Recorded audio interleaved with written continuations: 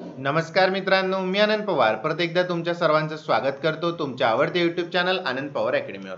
मित्रांनो, ITI instructor पदाचे hall ticket जे आहे ते जाहीर झालेले आणि ही जी परीक्षा आहे ही 27 सप्टेंबर, 28 सप्टेंबर आणि 29 सप्टेंबर या 3 दिवसामध्ये होणार आहे. 4 शिफ्ट्समध्ये, म्हणजे टोटल तुमचे पेपर किती असतील ITIचे, तर 12 पेपर्स होणार आहे आणि त्याचं नॉर्मलायझेशन सुद्धा मित्रांनो होईल. ठीक आहे. आता शेवटच्या 10 दिवसामध्ये नेमकं काय वाचावं, त्यानंतर तुमचं जे रिझनिंग आहे त्यांनी दिलेलं जनरल इंटेलिजन्स त्याचे नेमके कोणते चॅप्टर करायचे ते त्यांनी मेन्शन केलेलं नाही.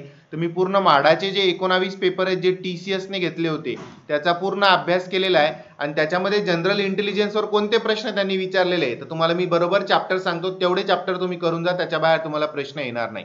बाकी विषयाचं पण आपण बघणार आहोत. आता स्टार्ट करूया आपण सामान्य ज्ञानपासून. तर सामान्य आणि जनरल नॉलेज याच्यावर तुम्हाला 15 प्रश्न विचारले जाणार आहे आणि 4 टॉपिक त्यांनी आपल्याला त्याच्यामध्ये मेन्शन केले, 4-5 टॉपिक, म्हणजे एका टॉपिकवर 3-3 प्रश्न तुम्हाला विचारले जाणार आहेत. ठीक आहे. आता पहिला टॉपिक आहे बघा, भूगोल.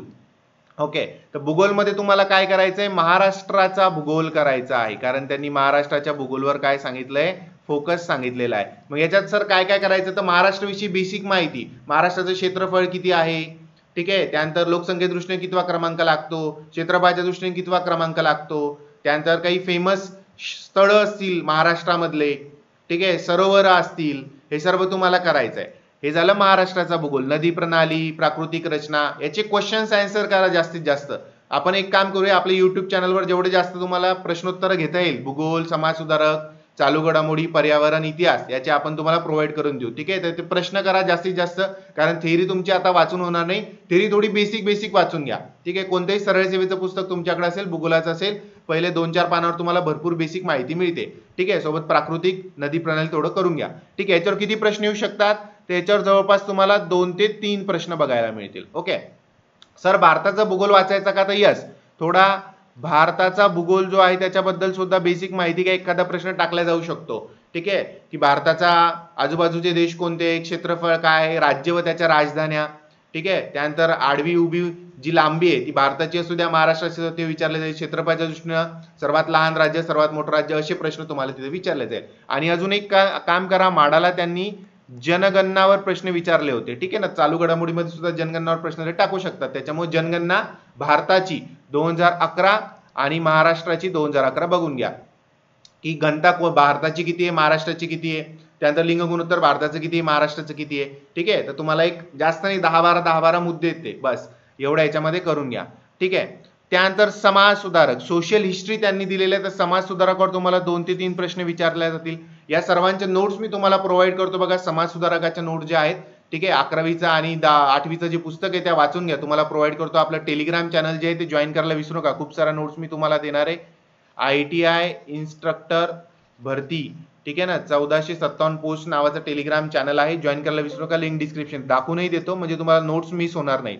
ठीक आहे. जेवढ्या देणं होईल तुम्हाला मी देतो. बघा, ITI इन्स्ट्रक्टर 1457 पोस्ट, जवळपास 9000 विद्यार्थी आहेत, तर मी नोट्स द्यायला सुरुवात करेल, त्या वाचून घ्या तुम्ही. ठीक आहे. ओके. चला, आता आपण कुठपर्यंत आलो होतो. ठीक आहे. भूगोल आपलं झालं होतं, समाज सुधारक आपलं झालं होतं. ठीक आहे. तर समाज सुधारकाचे मी तुम्हाला नोट देतो, याचे पण MCQ जे आहेत ते आपण घेऊन घेऊ. त्यानंतर उरला प्रश्न तुमचा पर्यावरणचा. तर पर्यावरणामध्ये काय वाचायचंय, तर पर्यावरणामध्ये मी तुम्हाला 50 क्वेश्चनची एक PDF देणारी, ती वाचा. त्यात वेगवेगळे कायदे, ठीक आहे, कायदे पाठच पाहिजे, कायद्यावर एक प्रश्न येईलच. त्यानंतर अजून इथं काय करसाल माहितीये का, बघा, पर्यावरणामध्ये जे काही मोठमोठे करार झालेले आहेत, क्योटो प्रोटोकॉल असेल, ठीक आहे ना, असे प्रोटोकॉल नेमका कशाशी संबंधित आहे, त्यानंतर तो कोणत्या सालचा आहे, असे प्रश्न तुम्हाला विचारले जाईल. ठीक आहे. नंतर राष्ट्रीय पर्यावरण दिन, राष्ट्रीय पर्यावरण दिन जो आहे, नॅशनल एन्व्हायरमेंट डे, त्यानंतर ओझोन डे कधी साजरा केला जातो, ते सर्व मी तुम्हाला प्रोव्हाइड करतो. याचे क्वेश्चन घेऊया आपण. ठीक आहे. आणि थोडी थिअरी पण तुम्हाला देईल. त्यानंतर याच्यामध्ये काय करा माहितीये का, नॅशनल पार्क करा महाराष्ट्रातले, 6 नॅशनल पार्क आहे महाराष्ट्रामध्ये. त्यानंतर 53 अभयारण्य, त्यातले महत्वाचे अभयारण्य पाठ करा. ठीक आहे. त्यानंतर तुम्हाला सांगतो अजून याच्यामध्ये टायगर रिझर्व्ह, ठीक आहे, 6 व्याघ्र प्रकल्प ते पाठ करा, पर्यावरणामध्येच येतात ते. बाकी थोडीफार माहिती मी तुम्हाला याची प्रोव्हाइड करून दिली, तर हे तुम्हाला पर्यावरणामध्ये वाचायचं आहे. त्यानंतर आता त्यांनी हिस्ट्री स्पेशल मेन्शन केलं नाही, पण सोशल हिस्ट्री दिलंय, ते समाज सुद्धा घेतं, तरी आपण थोडीफार हिस्ट्री जी आहे ती वाचून ठेवू, काही हरकत नाही. हिस्ट्री मेन्शन हे विचारलं पण जाऊ शकतं. ठीक आहे. तर इथं महाराष्ट्राचा इतिहास आणि भारताचा इतिहास, आधुनिक भारताचा करा, खास करून 8वीचं जे पुस्तक आहे ठीक आहे, त्याच्यावरचे क्वेश्चन आन्सर सुद्धा आपण युट्यूब मधून घेऊया. त्यानंतर आता राज्यघटना त्यांनी मेन्शन केलं नाही, पण माडाचे जे पेपर आहे त्याच्यावर पंचायत राज आणि भारतीय राज्यघटना याच्यावर खूप सारे प्रश्न होते, त्यामुळे राज्यघटना थोडंसं बेसिक वाचून घ्या. खास करून संसद, राष्ट्रपती, ठीक आहे ना, लोकसभा, राज्यसभा, विधानसभा, विधान परिषद हे जे टॉपिक आहेत त्याच्यावर विचारल्यात, त्याचा सरावही आपण करून घेऊ. ठीक आहे, क्वेश्चन आन्सर्स आपण या सर्वांचे घेणार आहोत. रोज 2-2 क्लास घेऊ 1-1 तासाचे. त्यानंतर चालू घडामोडी, करंट अफेअर. आता याच्यामध्ये काय वाचसाल तर लास्ट 6 मंथ, ठीक आहे ना, शेवटच्या 6 महिन्याचं करंट अफेअर जे तुम्हाला वाचायचं आहे. हे महाराष्ट्राचा मेन फोकस करसा भूगोलवर, थोडा भारताचा आणि जनगणना. ठीक आहे, चालू घडामोडी मागच्या 6 महिन्यातलं वाचा. 6 ते 7 महिन्यातलं तुम्हाला 3-3 महिन्याचं मासिक जे पुस्तक जे कोणते मार्केटमध्ये मिळेल मेन मुद्दे त्याचं वाचून घ्या. त्याचाही महाराष्ट्रावर फोकस असू द्या. ठीक आहे ना. ओके, तर बघा आता तुम्ही म्हणसाल सर एवढेच आहेत का 5-6, तर एवढेच करणं आहे तुम्हाला. प्रत्येक याच्यावर तुम्हाला 2 ते 3 प्रश्न म्हणजे 5-6 टॉपिक आहेत. ठीक आहे, साइन 2 12 साइन 3 18 याच्या रेंजमध्ये तुम्हाला 15 प्रश्न इथं बघायला मिळतील, कारण TCS जे आहे ते पॅटर्न फॉलो करतं, हे लक्षात ठेवा. ठीक आहे, त्यामुळे याच्या बाहेर तुम्हाला करायची गरज नाही. विज्ञान आणि अर्थशास्त्र त्यांनी अभ्यासक्रमात दिले नाही, तर हे वाचत बसू नका, कारण TCS पॅटर्न फॉलो करतं, पहिलेच मी तुम्हाला सांगितलं. ठीक आहे, एवढं सर्व करा. याचे जेवढे MCQ मला घेता येईल तेवढे घेतो. पर्यावरणचं लगेच आपण 1-2 तासामध्ये क्लास घेणार आहोत. ओके, त्यानंतर पुढे जाऊया आणि नोट्स तुम्हाला जेवढे देता येईल तेवढे टेलिग्रामला देतो, त्या वाचून काढा. इंग्रजी, आता इंग्रजीमध्ये फक्त 12 टॉपिक तुम्हाला करायचे, त्याच्यावर तुम्हाला 15 प्रश्न येणार आहेत. ठीक आहे ना, फक्त 12 टॉपिक करायचे. त्याच्यामध्ये स्पॉट द एरर, याच्यामध्ये काय काय येईल माहितीये का, स्पेलिंग चुकीचं असेल तर ते शोधायचं आहे, ग्रामेटिकल मिस्टेक शोधायची आहे, आणि तुमचं शुद्ध लेखन जे असतं कॉमा वगैरे ते शोधायचं आहे. Spot the error. ठीक आहे, खालील वाक्यामध्ये कोणतं शब्द चुकीचा आहे किंवा एरर स्पॉट करा असं तुम्हाला दिलं जाईल. त्यानंतर fill in the blanks. Fill in the blanks मध्ये मग प्रेपोजिशन्स वगैरे जे असतात तुमचे. ठीक आहे, खाली या रिकाम्या जागेमध्ये कोणता शब्द योग्य राहील, ठीक आहे, ते तुम्हाला विचारलं आहे. त्यानंतर सिनोम समानार्थी शब्द, अँटिनियम विरुद्धार्थी शब्द. इंग्रजीचं कोणतंही सरळ सेवेचं किंवा MPSCचं पुस्तक तुमच्याकडे असेल किंवा बँकिंगचं असेल त्याच्यामध्ये सर्व दिलेलं असतंय. सिनियम्स असू द्या, अँटियम्स असू द्या. त्यानंतर इनकरेक्ट स्पेलिंग. आता तुम्ही इंजिनिअरिंग बॅकग्राऊंडचे असल्यामुळे इनकरेक्ट स्पेलिंग मध्ये काही तुम्हाला अडचण येणार नाही. जसं बघा याच्यात प्रश्न विचारले जातात, कॉलेज, ठीक आहे ना, COLLEG, तर काय करतात COLEG देऊन ठेवतात. ठीक आहे, तर तुम्हाला ओळखता आलं पाहिजे इनकरेक्ट स्पेलिंग. त्यानंतर आयडियम्स अँड फ्रेजेस चांगल्या पाठ करा. बघा याच्यावर फिक्स प्रश्न आहे, फिक्स सांगतोय तुम्हाला, फिक्स प्रश्न येणार याच्यावर.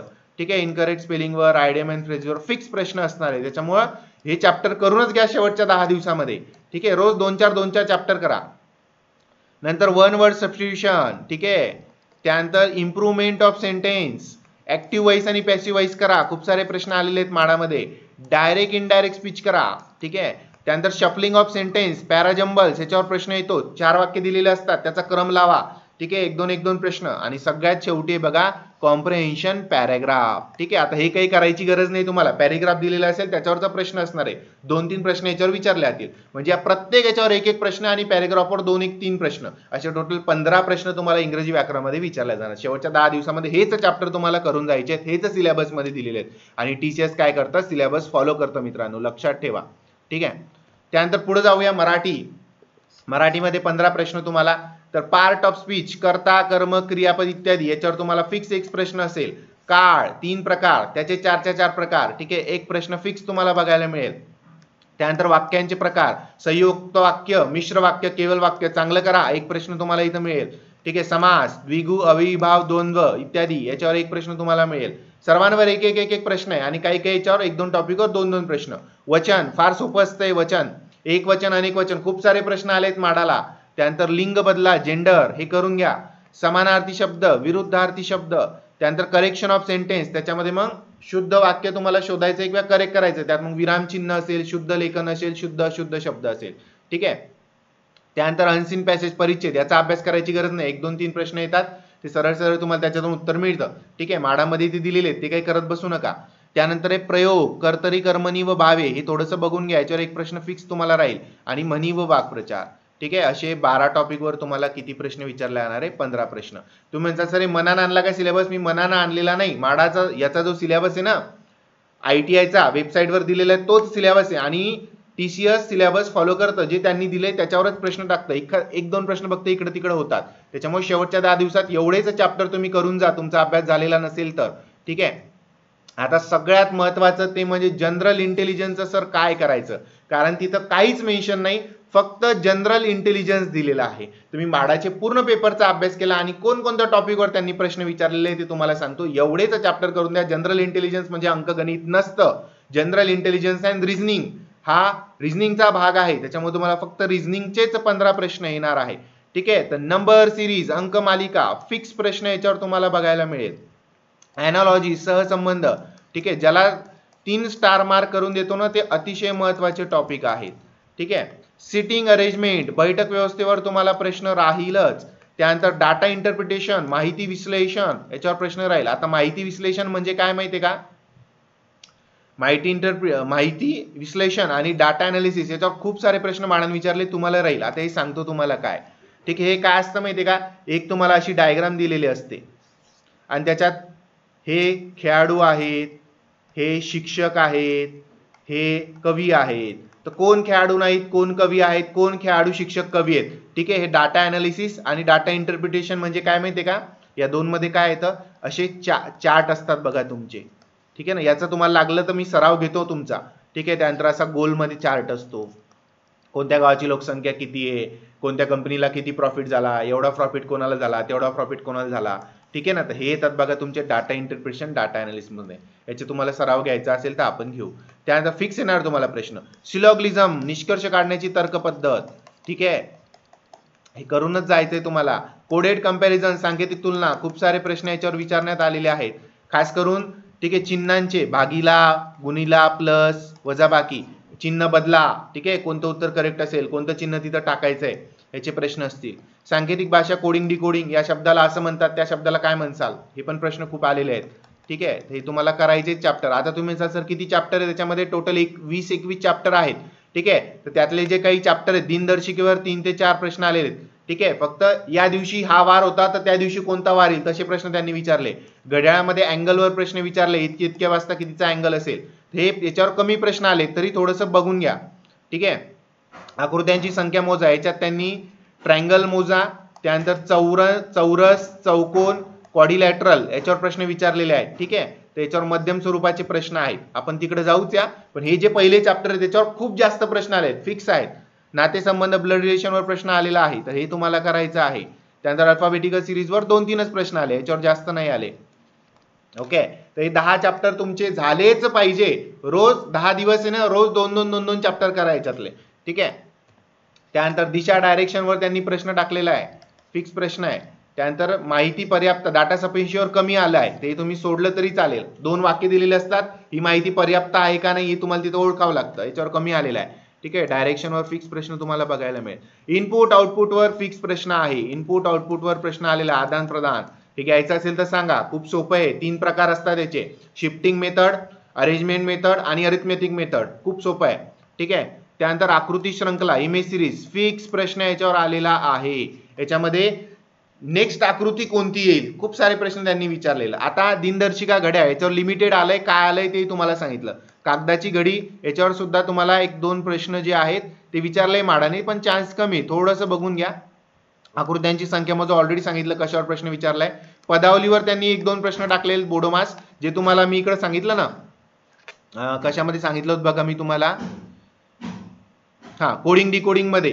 हे बघा, भागाकार, गुणाकार, भागाकार, वजाबाकी, ते तुम्हाला इकडे येत असते. अरिथमॅटिक पदावली अशी तुम्हाला पदावल्या दिलेल्या असतात. ठीक आहे. तर ते इकडे होऊन जाईल.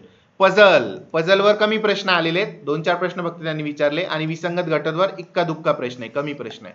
म्हणजे जवळपास 13 ते 14 असे टॉपिक आहेत ज्याच्यावर तुम्हाला फिक्स प्रश्न येणार आहे. हे तर करूनच जा पहिले 10च्या 10.